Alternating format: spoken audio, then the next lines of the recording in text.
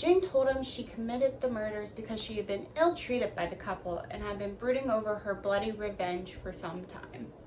Hey everyone, I'm Paige and welcome back to my channel. This week I wanted to do a book review of one of the books I read last month, and that is this one, Brooding Over Bloody Revenge, Enslaved Women's Lethal Resistance by Nikki Taylor. I am going to sneak in a little content warning right here. This book does include descriptions of sexual violence and physical violence perpetrated against women and other men. So just as a warning and a disclaimer at the beginning, anytime I talk about any of these things, I will put a little sticker somewhere in this video, probably like right around here, to kind of let you know that this is what I'm talking about. So if you want to mute it or skip ahead, you can do that, but still be able to watch the video and kind of get a feel of the rest of the book. So if you've seen my 24-hour readathon challenge or my August wrap-up video, you know that I had read this book in August. I read it throughout the month because it's a history book. I usually do that with history books. And I want it to be able to do its own review and give it the space that it deserves because it is a little bit more complex and I want it to be able to talk about it in that light. So I heard of this book through a lecture series that a museum does, and the author Nikki Taylor is a professor of history at Howard University in Washington DC, and she did a phenomenal job selling her book, so of course I wanted to buy it so I would be able to read it. I will link to that video down below in the comments, so then that way you guys are able to go and watch it if you want to. Same disclaimer, there will be some talk of sexual and physical violence. But it was a phenomenal lecture. It's about 45 minutes, so I highly recommend you guys and go and watch it. So this is Nikki Taylor's fourth book that she has written. All of them kind of go around the theme of enslaved women, enslaved peoples throughout the period of the colonial era through the antebellum era, and that kind of is what the focus of this book is on as well. This book has 7 case studies in it. Each case study also references other cases that also have similarly happened, so you're not getting just the 7 stories, you're getting other stories as well when you're looking at this book. 7 case studies encompass 7 different stories of different women or groups of women, sometimes occasionally a male as well, who enacted bloody revenge against their masters, whether these were the people that actually had enslaved them or if they had rented out or been sold. It was against the people who felt like they owned them. These case studies range from the colonial era, 1700s, all the way through the antebellum era, which ends up right at the Civil War, and ranges from Massachusetts all the way down to Texas. So it has a wide time frame and also a wider geographical area than other case studies that you would probably see. Nothing has ever taken this large amount or space and condensed it into one book. Others kind of sometimes focus on the certain cases in New England during this period or cases in Virginia during this period. So it was interesting to see how everything changed and it expanded over the time period. I was surprised when I was reading this that 2 of the case studies are from Virginia. One of them is from the Richmond area, which if you know Virginia at all is kind of more in the central area. It's our state capital. And the other one, it was Prince William County, which is kind of located southwest of DC area, Manassas Park, that kind of area. So it was interesting to see that 2 of the 7 were from Virginia.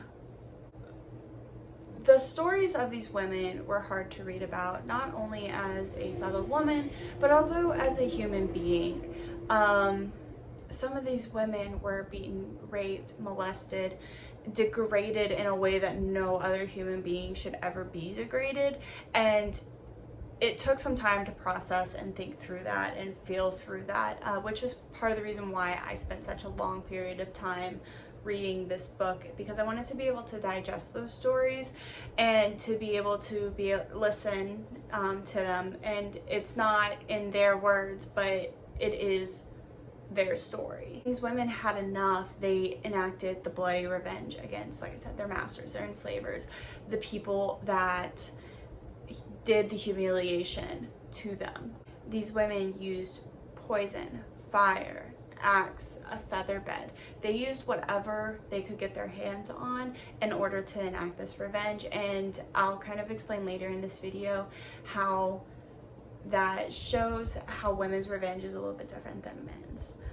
So just so you know, if I look down, I'm looking at my notes just to make sure I get the quotes right and everything like that. All of the direct quotes I have, I'll put them down in the description and also link to the page. So in the introduction of this book, Taylor defines revolt as an organized, coordinated, violent, or lethal acts of resistance that are motivated by unbearable exploitation or injustice. And after reading this book, I would 1000% agree with that definition. She kind of takes two other definitions and combines them and then adds some of her own to create this. But I think this is the best representation of what she's using for revolt in her own book. This book also aims to challenge the ideas that people have within the gender roles of slaves uprisings and stuff within society. The established school of thought is that women have no real place in the violent slave revolts that we see within history, and what we're taught in school. Not just we see all these things in history, they're there, we just have to go look for them. So the established school of thought kind of says that women have no part in these violent revolts that were dispersed through the 17th, 18th, and 19th centuries. Taylor decides to challenge this and says that, yeah, the big ones that we're taught about, yes, those were perpetrated by men, but women did have a place, whether or not historians want to see that, or whether the men during that time period that were persecuting the other men wanted to see that. So Taylor states that Brooding Over Bloody Revenge also examines collective violent uprisings, but posits that those women function differently than the slave revolt, which are most familiar. So what she's kind of talking about here, for example, is like Nat Turner's rebellion. Those are the ones that we are taught in school and we automatically think of. And those were perpetrated by men. But doesn't mean that women didn't have a place, or if they did, what that place was. Because we only hear about specific parts of these uprisings and rebellions.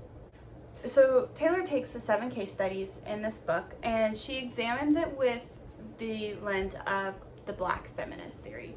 Now, it's really important to note that when we say Black feminist theory, we are not looking at these women as if they were feminists. That is one thing that is not done within the history community.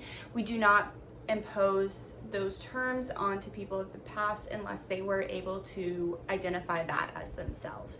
So like with feminism, the term was created in the 1800s, but it was not commonly used and widely used to support women's equal rights or women's justice until the 1960s and 70s.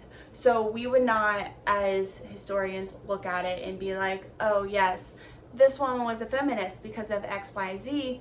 No, we would say she fought for herself, and we examine all of her actions with a feminist lens without putting the term feminist on her. I hope that makes sense. So Taylor's overall argument with this book is that women did in fact resist slavery with deadly violence, and when they did, their own ideas about injustice were central motivation.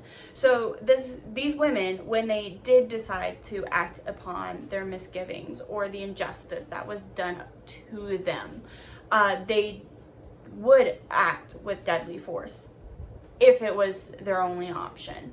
Taylor talks about in this book how a lot of the times the first way of resistance that women would have would be to talk back, to steal, to take too long doing chores, doing any semblance of control that they were fighting to have, they would do without necessarily automatically jumping to violence. They would have those acts of resistance in a non-violent manner, but then they would go to violence if they saw it necessary. And you see that through all 7 case studies. A lot of the times that is exactly what happened, because they didn't feel like they were being heard, or the mistreatment wasn't stopping because they were doing X, Y, and Z. So one of the case studies, and this was probably one of my favorite chapters, was Rose Butler. And I think this one I say favorite, most fascinating chapter. And I think I found this fascinating because of the historical context that's going on behind it and what was going on within the broader society of New York. So Rose Butler, who was only 18 at the time, ended up setting multiple fires through the to the house that she was living in with her masters. Now, Rose Butler was, like I said, 18, and she was living in New York in the early 1800s. In 1799, the New York State passed a law that basically outlawed any new slaves and was working towards having all women who free by the age of 25 and all men by the age of 28. So basically they took the word slave and turned it into indentured servant, but these people, but the people that were enslaved were still basically slaves without the term. They were still being treated the same way. They were still doing all of the same work. The only difference is that by 25, they had that possibility of freedom. And Taylor did not go into the statistics of like, if that actually happened, how that actually happened, because she used that as the context for Rose Butler's case. Rose Butler was, like I said, 18 when this case happened, and she had set fire to the house that her masters were living in. She was living there as well. And what happened with Rose, she was sold, her indentured was sold from person to person multiple times between the ages of 13 and 18. Now, it is not unimaginable to believe that she was raped or molested at a point with this. She was usually sold to people that had a head of household, and if they had wives or sons, they could have also perpetuated violence against Rose.